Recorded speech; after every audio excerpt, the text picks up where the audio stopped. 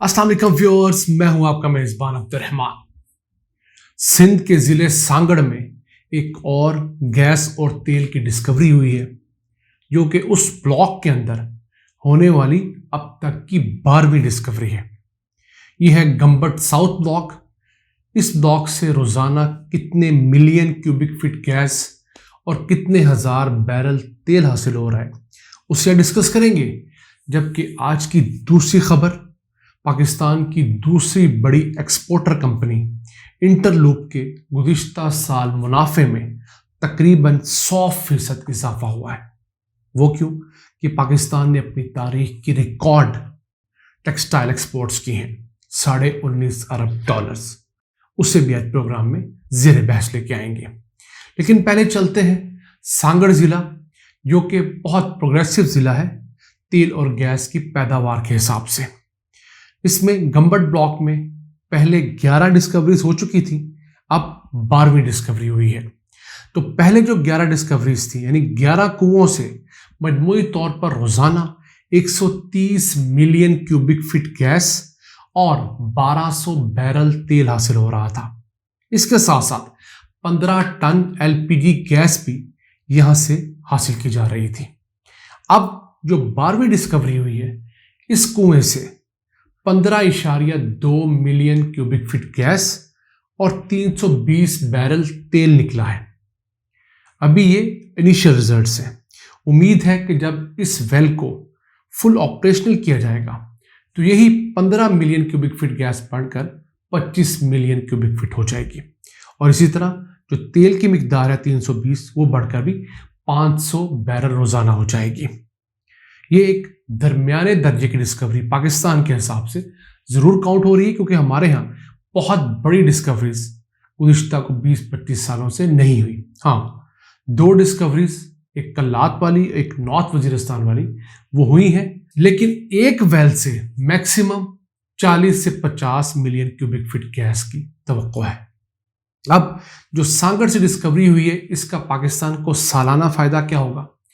जितनी गैस, यानी 15.2 million cubic feet gas जो है, ये अगर हम कतर से या इंटरनेशनल मार्केट से खरीदते तो हमें साल का $50 मिलियन यानी 10 अरब रुपए खर्च करना पड़ता था। अब हमें वो नहीं खर्च करना पड़ेगा।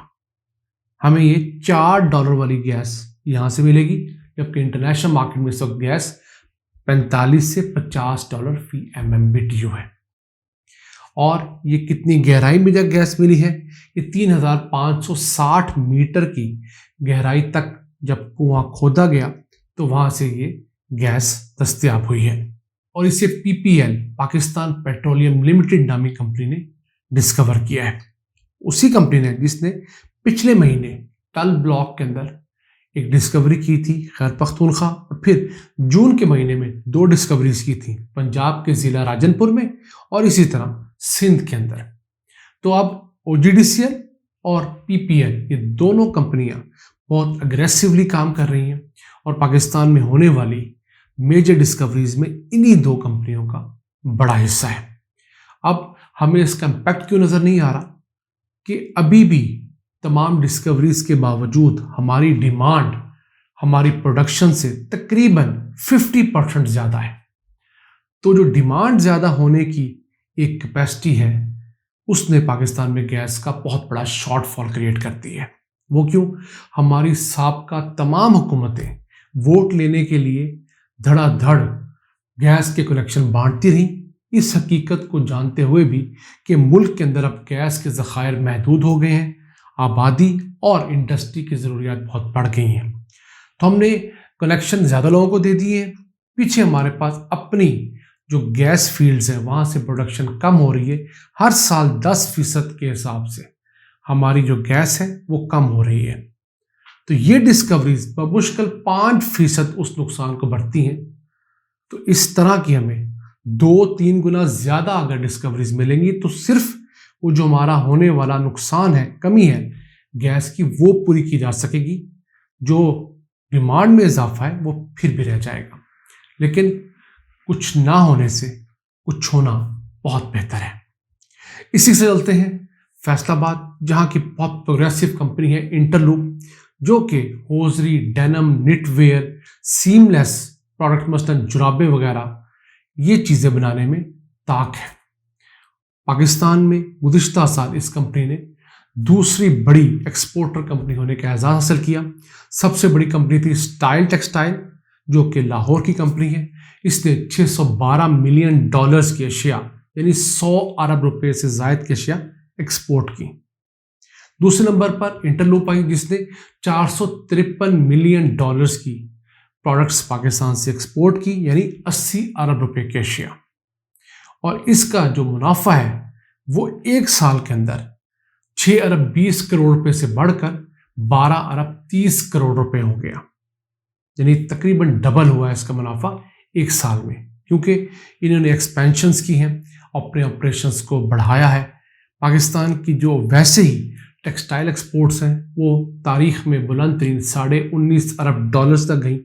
उनमें इन तमाम बड़ी टेक्सटाइल कंपनीज का हाथ था, क्योंकि हमारी टोटल एक्सपोर्ट्स में 60% हिस्सा सिर्फ टेक्सटाइल के एक्सपोर्ट्स का होता है। तो उनमें इन कंपनियों का बहुत बड़ा शेयर है। इस कंपनी की खास बात यह भी है कि ये बड़ी प्रोग्रेसिव होने के साथ हर इनोवेटिव आइडिया को वेलकम करती है। एक्सपेंशंस में अभी भी इन हालात में जब पूरे मुल्क के अंदर टेक्सटाइल सेक्टर बंद हो रहा है, प्रॉफिटेबिलिटी कम है, ये कंपनी एक बहुत बड़ा यूनिट लगाने जा रही है मिलियंस ऑफ डॉलर्स का। क्यों? दुनिया भर में आपका बिजनेस मॉडल डिपेंड कर रहा होता है। अगर बिजली महंगी है तो इस कंपनी ने कुछ 7.5 मेगावाट का सोलर बेस्ड पावर प्लांट लगा लिया है।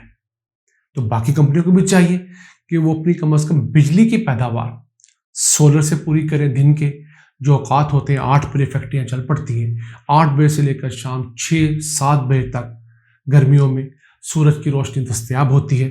तो कम से कम आपकी 1-1.5 शिफ्ट तो इसी सूरज की रोशनी पर चल सकती है।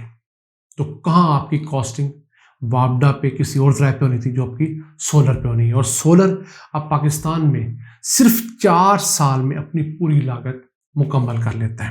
यानी जितने पैसे आपने सोलर प्लांट्स पे लगाए, पैनल्स पे लगाए, उतना बिल आप 4 साल में बचा लेते हैं। उसके बाद अगले 10-15 साल आपको मुसलसल मुफ्त बिजली मिलती है दिन के औकात में। तो जो कंपनी अब नया आइडिया लेकर आएगी पाकिस्तान जैसे ममालिक में, थर्ड वर्ल्ड कंट्रीज में, वही अपने बिजनेस मॉडल के थ्रू ही कामयाब हो सकती है। वरना मसाइल जिस कदर ज़्यादा हैं और बिजली का जो एक एक यूनिट लोगों को 70-75 रुपये में पड़ा है, उन हालात में बिजनेस करना, खा इंडस्ट्री हो, कमर्शियल एंटिटीज़ हो, वो तकरीबन नामुमकिन हो गया है। अब ये कंपनी इंटरलूप पाकिस्तान से लिवाइस के लिए प्रोडक्ट बना रही है, नाइकी के लिए, एडिडास के लिए, पूमा के लिए, रीबॉक के लिए, यानी कि दुनिया की तमाम सफ़े अव्वल की बड़ी कंपनियां जो हैं उनके लिए ये इंटरलूप नामी कंपनी अपनी प्रोडक्ट्स बना के एक्सपोर्ट कर रही है और पाकिस्तान का नाम दुनिया भर में रोशन कर रही है। अब हमारे शो में इन जैसी कंपनीज को डिस्कस करने का मकसद आपको भी हौसला देना है और इन कंपनियों को भी हौसला देना है कि जो तमाम तर मुश्किल हालात के बावजूद रेजिलियंस शो करवा रही है, खुद भी ग्रो कर रही हैं, पाकिस्तान के लिए फॉरेन एक्सचेंज कमा कर ला रही हैं और हज़ारों लोगों को रोज़गार मुहैया कर रही हैं। आज के लिए इतना ही। अपने मेज़बान अब्दुर्रहमान को इजाज़त दीजिए और अल्लाह से दुआ गो रहिए कि वो पाकिस्तान पर अपनी रहमतों और बरकतों का सिलसिला जारी और साई रखे। अल्लाह ने के पान।